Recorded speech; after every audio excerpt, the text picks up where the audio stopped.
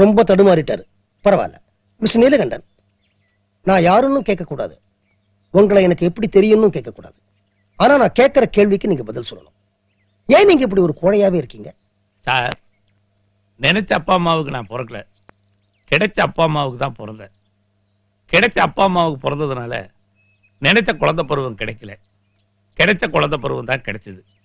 கிடைச்ச குழந்தை பருவம் கிடைச்சதுனால நினைச்ச பள்ளிக்கூடத்தில் படிக்கல, கிடைச்ச பள்ளிக்கூடத்தில் தான் படித்தேன். கிடைச்ச பள்ளிக்கூடத்தில் படித்ததுனால நினைச்ச உத்தியோகம் கிடைக்கல, கிடைச்ச உத்தியோகம் தான் கிடைச்சது. கிடைச்ச உத்தியோகம் கிடைச்சதுனால நினைச்ச பொண்டாட்டி கிடைக்கல, கிடைச்ச பொண்டாட்டி தான் கிடைச்சா. அதுக்கப்புறம் என்னால் எப்படி சார் வீரனா இருக்க முடியும்?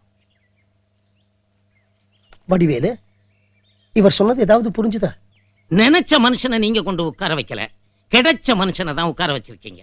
கிடைச்ச மனுஷனை உட்கார வச்சதுனால நீங்க நினைச்சபடி அவரால் பேச முடியாது.